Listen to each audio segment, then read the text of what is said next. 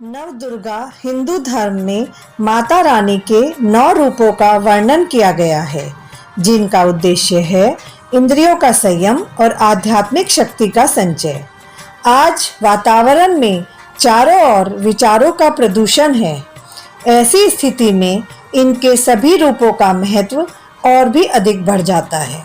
इस बार स्वरांजलि में नवरात्रि के उत्सव गीत संगीत में मैंने इनका दूसरा रूप लिया है।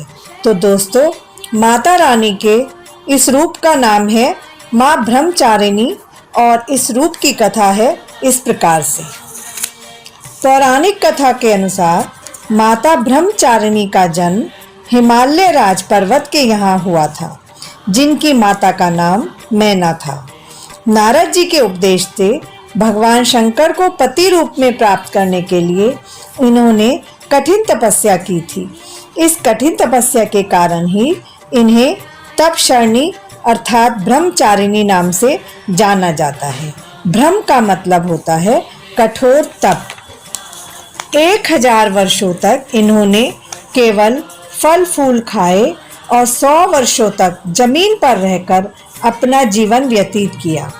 कई दिनों तक कठिन उपवास रखे और खुले आसमान के नीचे वर्षा और धूप के घोर कष्ट सहे।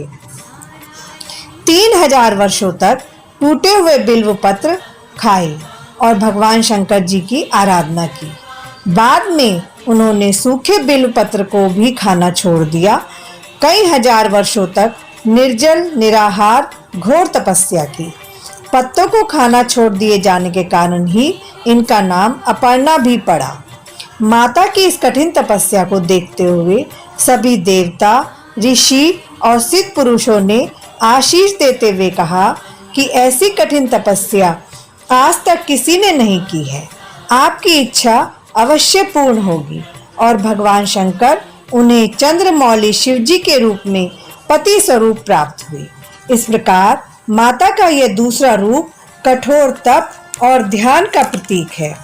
माता का यह दूसरा रूप भक्तों को अमोघ फल प्रदान करता है। इनकी साधना से साधक अपने चित्त को स्वाधिष्ठान चक्र में स्थित करते हैं। देवी ब्रह्मचारिणी का यह रूप उस काल को दर्शाता है जब देवी ने भगवान शंकर को पति रूप में प्राप्त करने के लिए कठोर तपस्या की थी।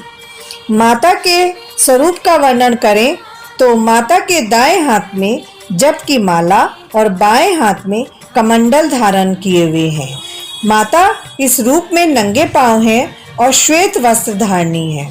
माता को सफेद फूल भी पसंद है, इसलिए वो सफेद फूलों की माला भी धारण करती हैं।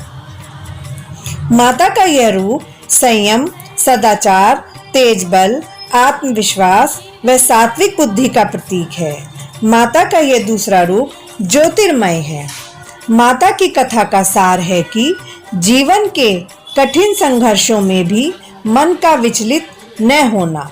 इच्छा शक्ति और धैर्य का प्रतीक है माँ का यह स्वरूप। माँ के इस रूप की आराधना कर सभी सिद्धियां प्राप्त होती हैं। जो व्यक्ति आध्यात्म और आत्मिक आनंद की कामना रखते हैं, उन्हें देवी के इस रूप की पूजा अवश्य करनी चाहिए। उन्हें सुख शांति और आरोग्य की प्राप्ति होती है और उन्हें किसी प्रकार का भय नहीं सताता है। अंत में मैं आपको बताती हूँ माता को प्रसन्न करने वाला मंत्र। ये मंत्र है ओम देवी ब्रह्मचारिणे नमः। ओम देवी ब्रह्मचारिणे नमः। और माता की स्तुति का मंत्र है या देवी सर्वभूतेषु माँ ब्रह्मचारिणी रूपेण संस्थिता। नमस्तस्यै नमस्तस्यै नमस्तस्यै नमो नमः।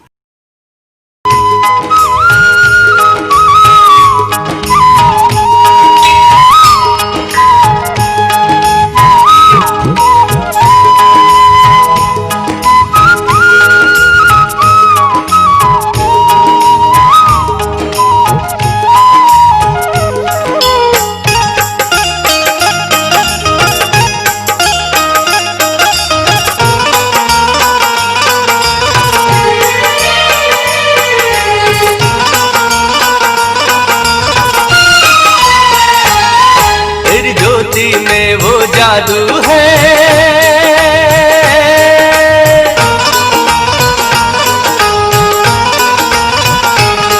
तेरी ज्योति में वो जादू है, तकदीर बना देती है। जगमग जलती जब ज्योत तेरी अंधकार मिटा देती है, अंधकार मिटा देती है। तेरी ज्योति में वो जादू है।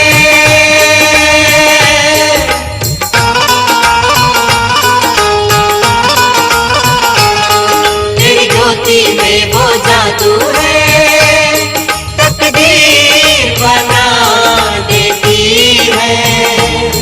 जगमग जलती जब ज्योत तेरी अंधकार मिटा देती है, अंधकार मिटा देती है। तेरी ज्योति में वो जादू है।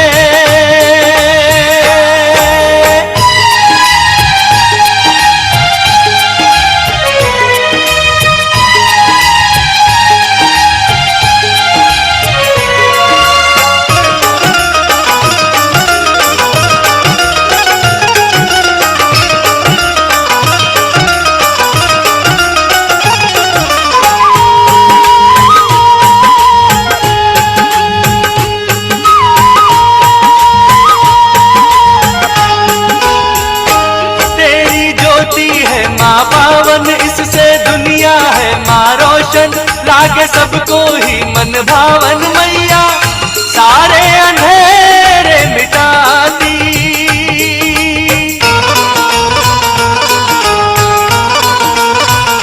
जहाँ पे ज्योति जलती है वहाँ पे खुशियाँ मिलती है, सबकी भक्ति पलती है। बिगड़े काम बनाती सारे, खुशियों का सवेरा जीवन में तेरी ज्योत करा देती है, तेरी ज्योत करा देती है। तेरी ज्योति में वो जादू है, तकदीर बना देती है। जगमग जलती जब ज्योत तेरी अंधकार मिटा देती है, अंधकार मिटा देती है। तेरी ज्योति में वो जादू है।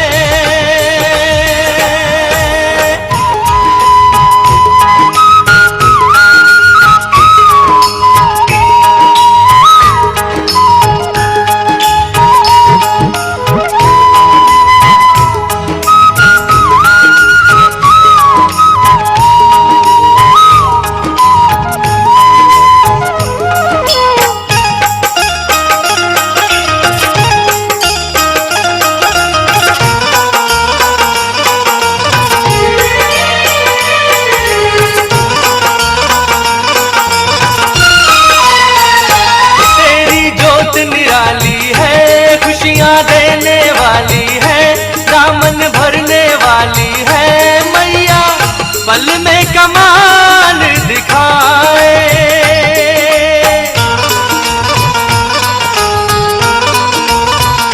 देवता गीत तेरे गाए, जगती चौखट पे आए, तेरी कृपा माँ पाए। तू ही सबको निहाल कराए, खाली दामन हम भक्तों का तेरी ज्योत भरा देती है, तेरी ज्योत भरा देती है। तेरी ज्योति में वो जादू है, तकदीर बना देती है।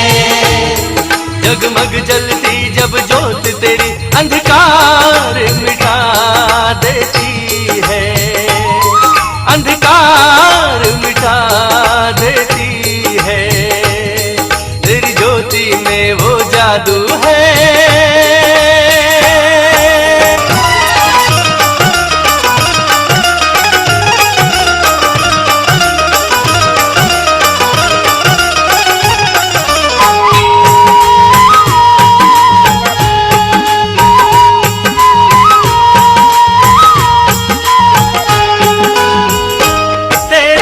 अर्श भी ये चाहे तेरे दर पे वो आए, तेरी कृपा माँ पाए, तेरे चरणों में झुक जाऊं।